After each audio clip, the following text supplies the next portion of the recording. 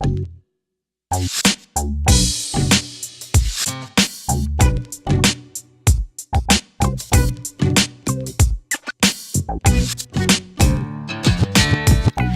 evening. This is Spirit Journey, and this is going to be a voiceover video.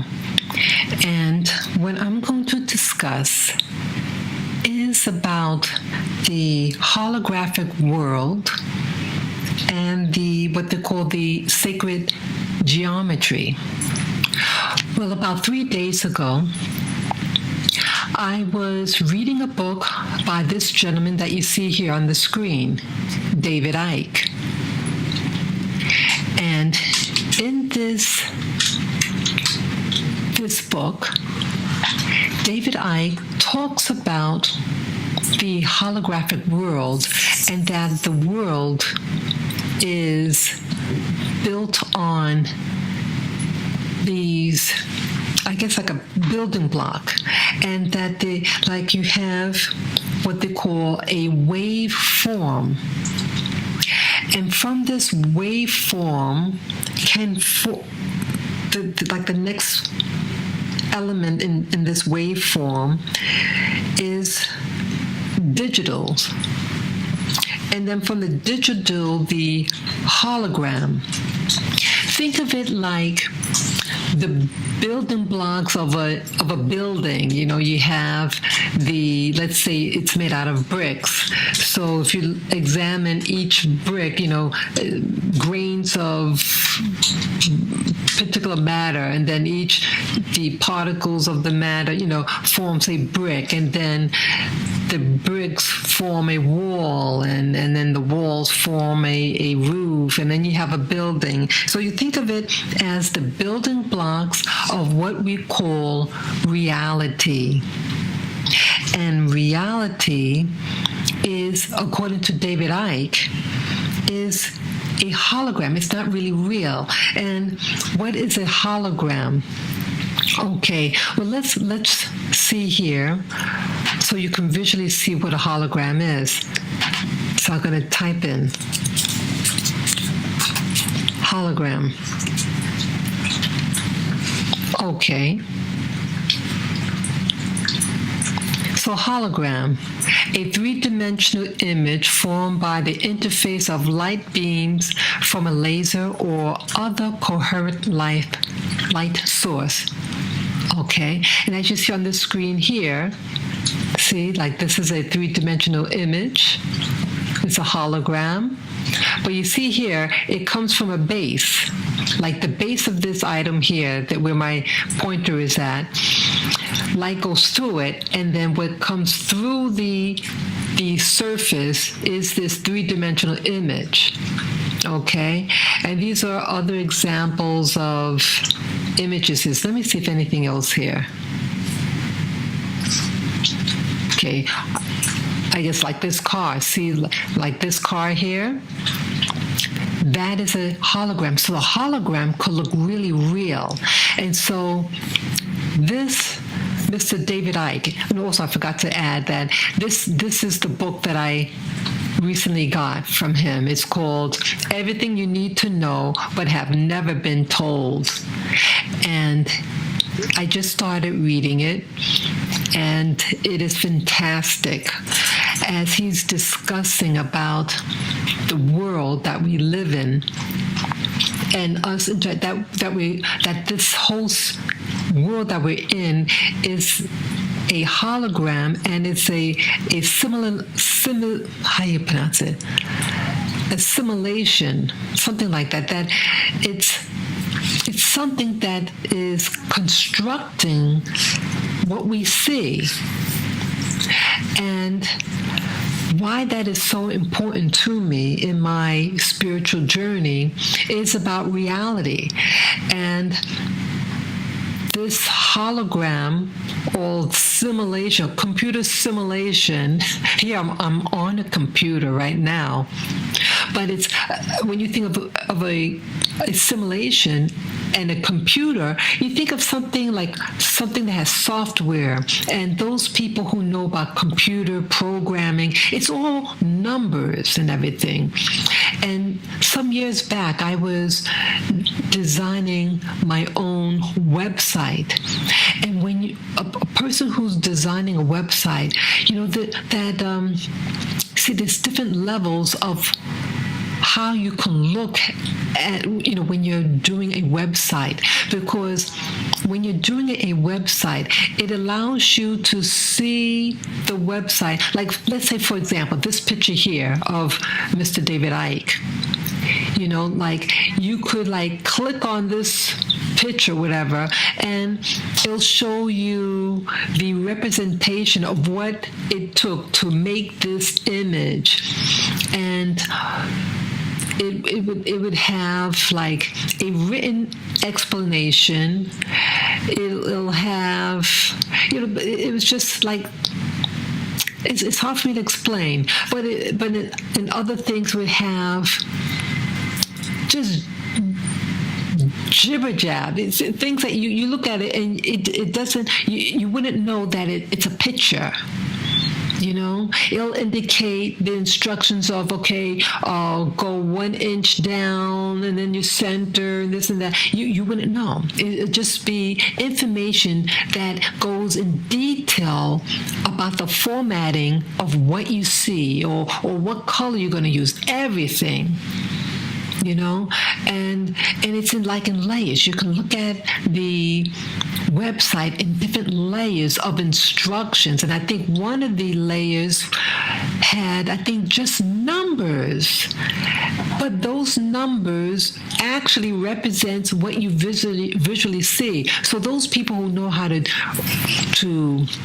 program, that they can type in some stuff, and that typed information would represent this person, a photo of this person. It's amazing. So when I realized that when I first started learning about David Icke's understanding about the holographic world that we live in, I immediately thought about those days when I was working on my website and how you could see the behind the scenes of the fabrication of your own website.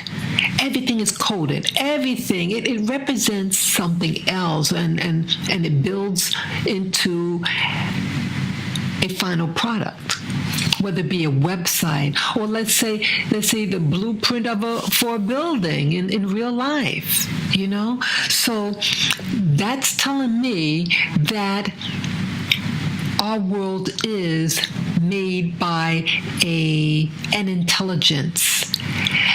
Because when I was a young girl, a teenager, I called myself an atheist, and I was a proud atheist. I thought I was so intelligent. But now, as a grown woman, I realize that there are intelligence that is behind everything that we see, feel, experience. And I think that is fantastic. And even though David Icke is very controversial to many people, but I think he's on the money, and I respect him for his information. Okay, so I already explained what a hologram is, and this is David Icke's book that I'm currently reading. Okay, so why I'm also doing this video? Well, about 3 days ago, when I was reading David Icke's book, he made mention about something with what's called a VISICA PISIS, and that's this here. Okay, these images here are what's called a VISICA PISIS. These are all different types, okay? So it's really a circle within a circle. And would you like to speak? I'm sorry, my computer in the back. Now, David Icke mentioned something about the VISICA PISIS and what's called the flower of life. But okay, now with this hologram or this holographic world, or this computer simulation that we may actually be living in, okay, he may mention how, I remember now. Okay, there's an experiment that utilizes about protons, I think it was called protons, and they did what's called the double slit experiment, where they shoot one of the protons through the split screen. Let me see if I can find that here.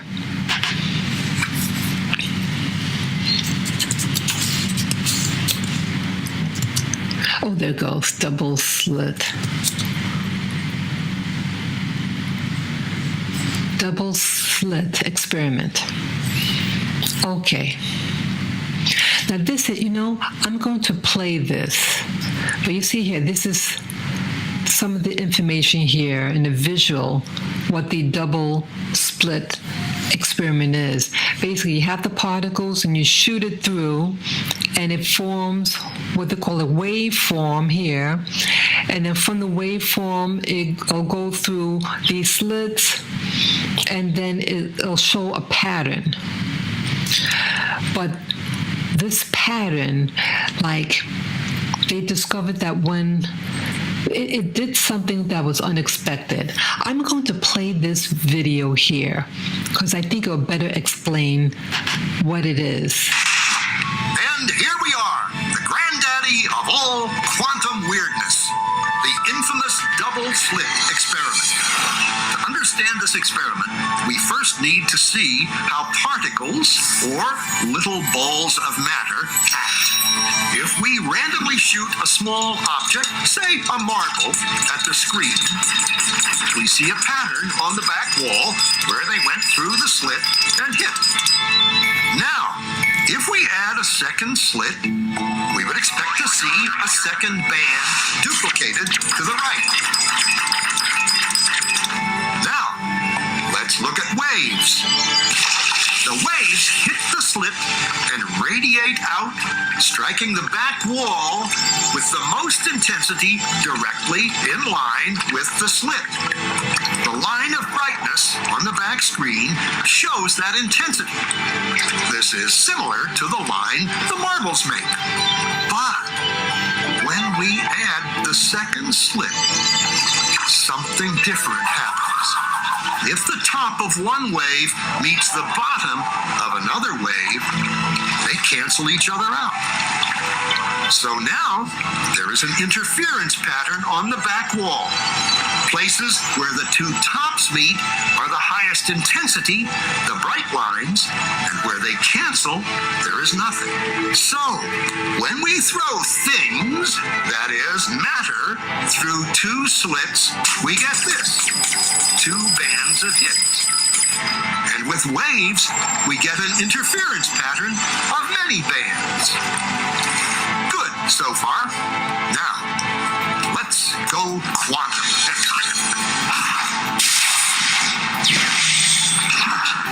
An electron is a tiny, tiny bit of matter, like a tiny marble. Let's fire a stream through one slit. It behaves just like the marble, a single band. So, if we shoot these tiny bits through two slits, we should get, like the marbles, two bands. What? An interference pattern. We fired electrons, tiny bits of matter, through. But we get a pattern like waves, not like little marbles. How? How could pieces of matter create an interference pattern like a wave? It doesn't make sense. But physicists are clever. They thought maybe those little balls are bouncing off each other and creating that pattern. So they decide to shoot electrons through one at a time. There is no way they could interfere with each other. But after an hour of this, the same interference pattern is seen to emerge. The conclusion is inescapable. The single electron leaves as a particle becomes a wave of potentials, goes through both slits, and interferes with itself to hit the wall like a particle. But mathematically, it's even stranger. It goes through both slits and it goes through neither. And it goes through just one and it goes through just the other. All of these possibilities are in superposition with each other. But physicists were completely baffled by this. So they decided to peek and see which slit it actually goes through. They put a measuring device by one slit to see which one it went through and let it fly. But the quantum world is far more mysterious than they could have imagined. When they observed, the electron went back to behaving like a little marble. It produced a pattern of two bands, not an interference pattern of many. The very act of measuring or observing which slit it went through meant it only went through one, not both. The electron decided to act differently, as though it was aware it was being watched. Wow. And it was here that physicists stepped forever into the strange netherworld of quantum events.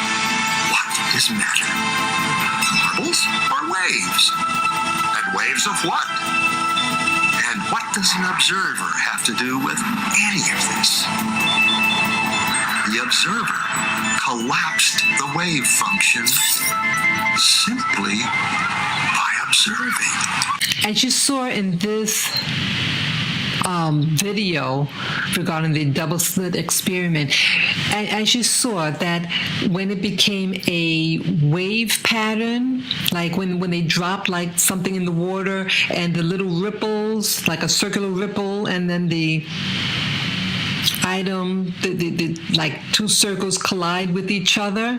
Now, that's what this is. Okay, you have the wave pattern, like the ripple of water. Like if you drop a pebble in a glass of water, in the ocean, it forms like a little ring, and it expands, and it just keeps on moving forward. Okay, but as you know, let's say there's two ripples. Well, it's forming this, what's called the VISICA PISIS, and that's what this is. And some years back, and it's before I was even interested in this alternative reality, I didn't know about things like this. This is going back maybe, over 10 years ago. But I saw videos online on YouTube about what they call sacred geometry, and this VISICA Pisces is one of the many sacred geometries. And people have said they use this symbol in many things in art, especially in the past, the far past. And they would say this is sacred because it really represents the female, the opening. And it's also called another name, I think the mandala, which means almond. And this shape here is almost like an almond shape. That's where it gets that name, okay? But why David Icke's book, as he's explaining about how a waveform can form a portal, and this portal can direct you into different realms or dimensions, and that this portal has a digital representation of this waveform. Think of a waveform as just information. It could be any type of information, just like when you're doing a website. The website could be a photo, it could be print material, it could be a video, anything. It's endless. Information is information, okay? And then from this digital representation, Like, remember the movie The Matrix? Let me show you that. Let me type in The Matrix. Maybe it might show what a digital waveform is.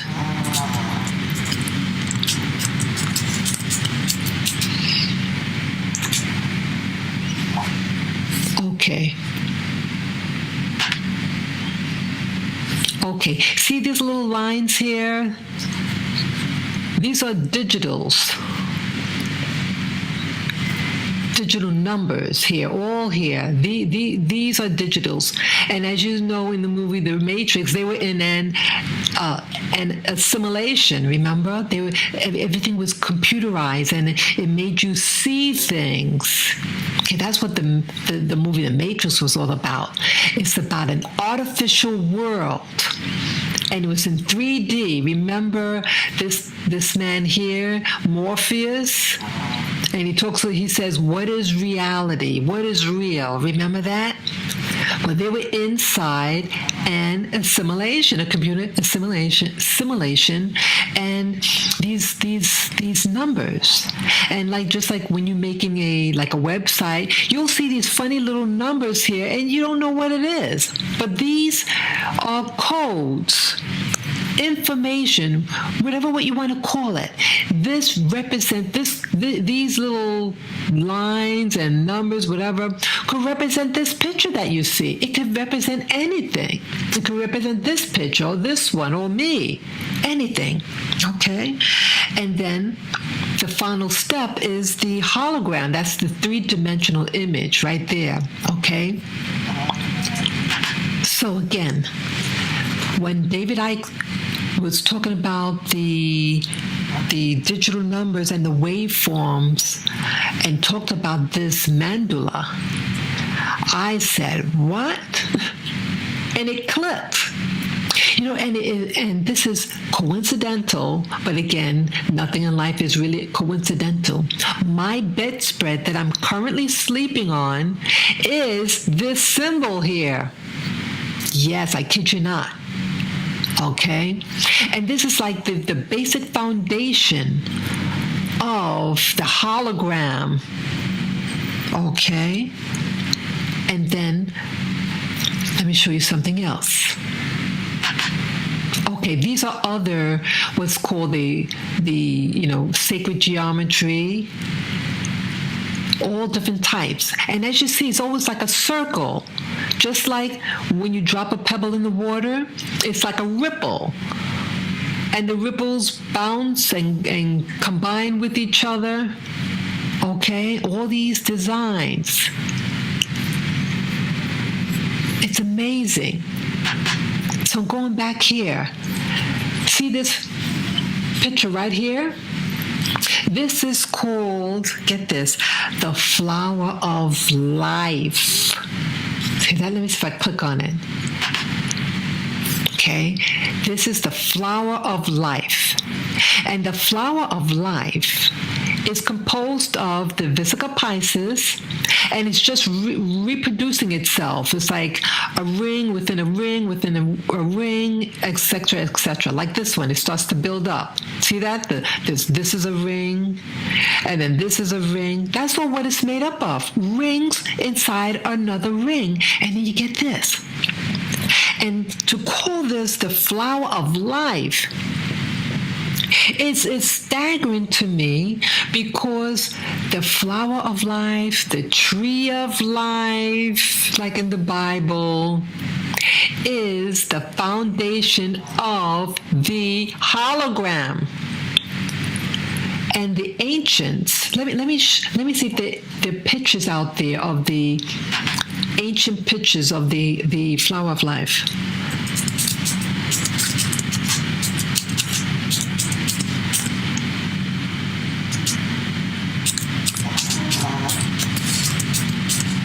Flower of life in history. Okay, let me see here. Okay, let me see if they have any. Okay, I'm hoping that they'll have pictures.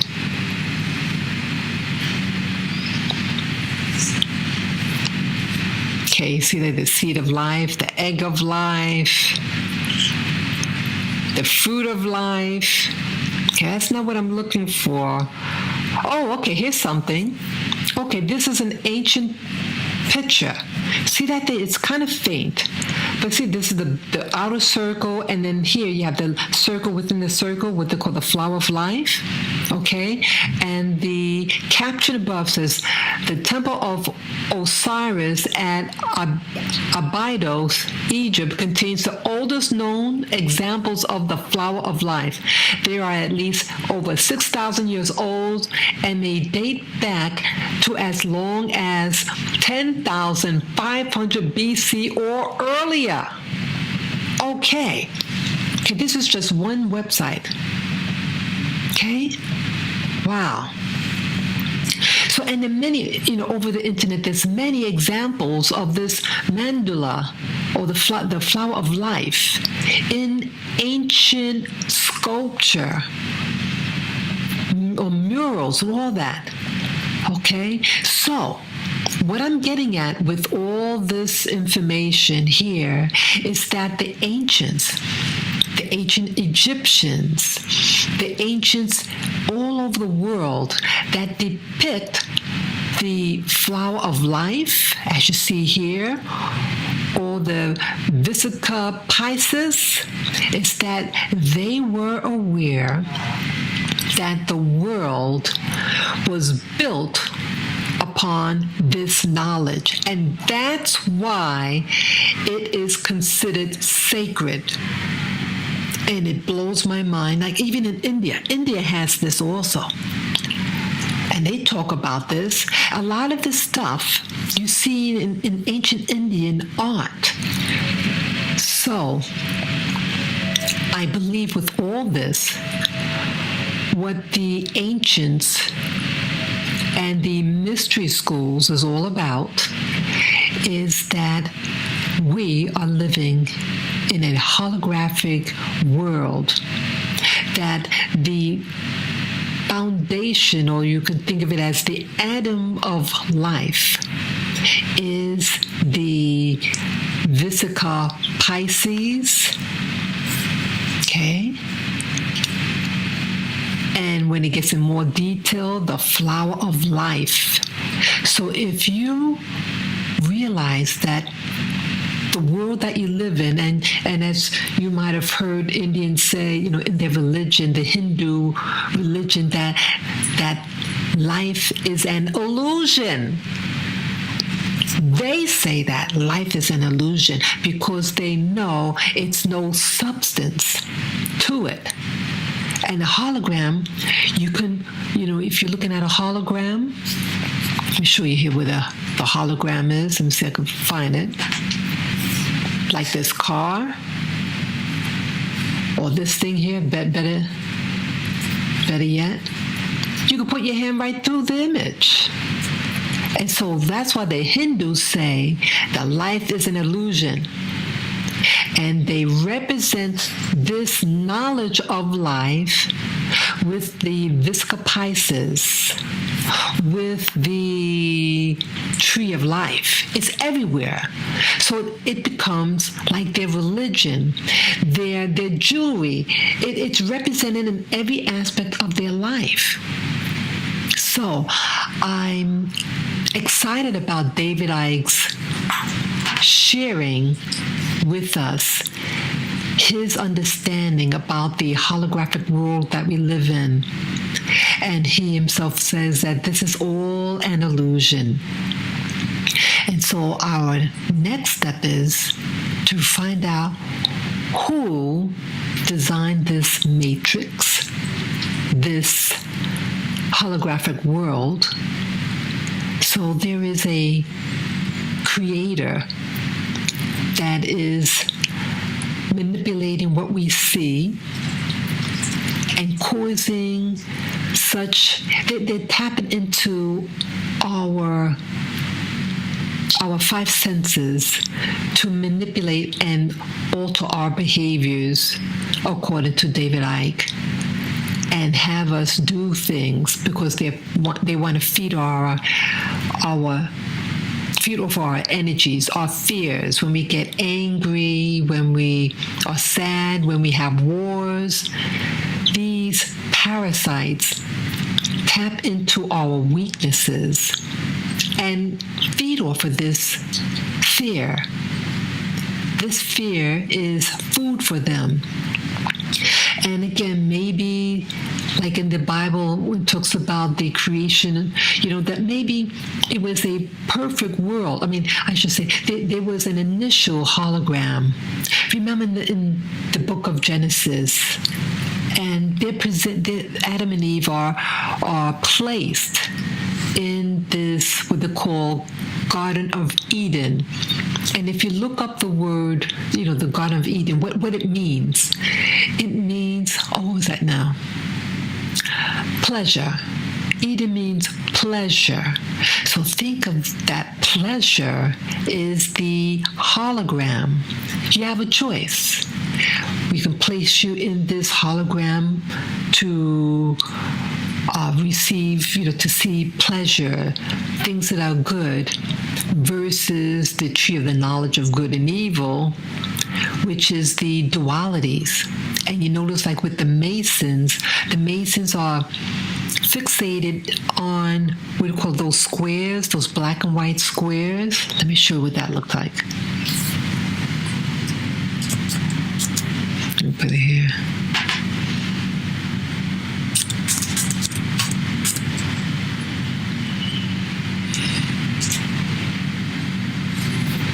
Okay, let me see if I see it here.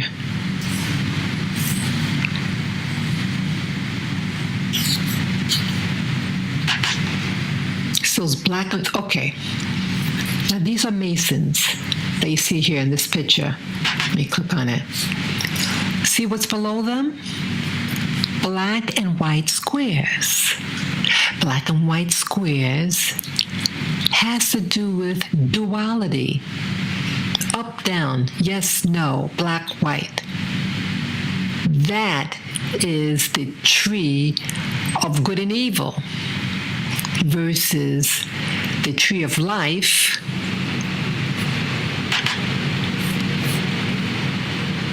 okay, let me put again, the tree of life. Which one do you want? You want the tree of life, or do you want to partake in duality, the knowledge of good and evil? And you notice with the Masons, it's about obtaining knowledge and knowledge and knowledge and knowledge. And what do you get? Another mystery. And see, that's the false rabbit hole. It goes on to eternity. There's nothing new. That's how they entrap you, to make you think there is an enlightenment. True enlightenment of enlightenments. The real enlightenment is the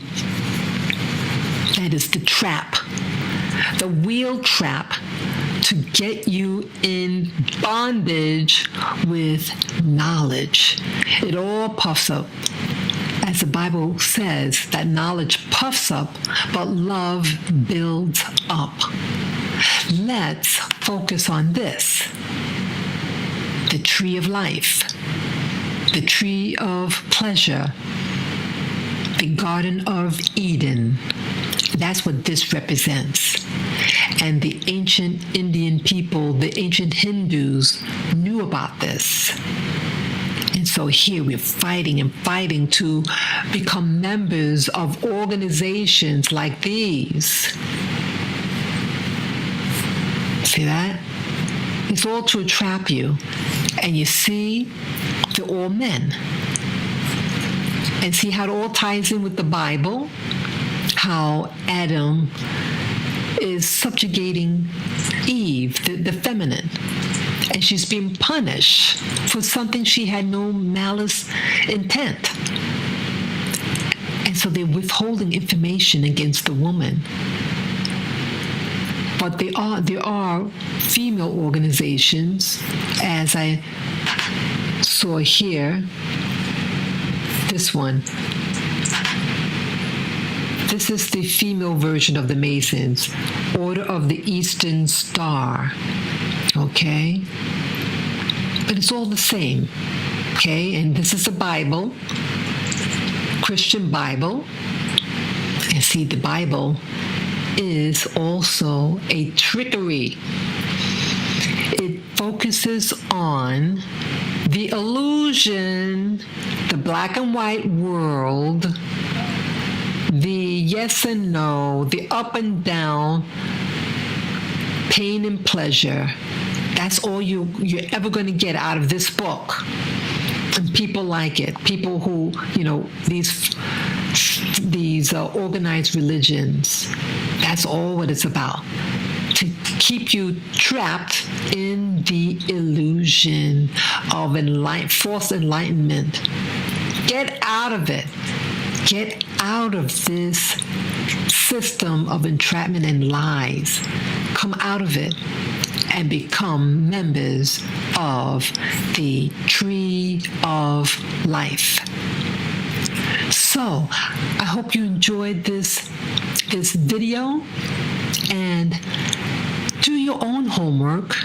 Try to find out what life means to you and how you're going to live according to this new enlightenment that I share with you.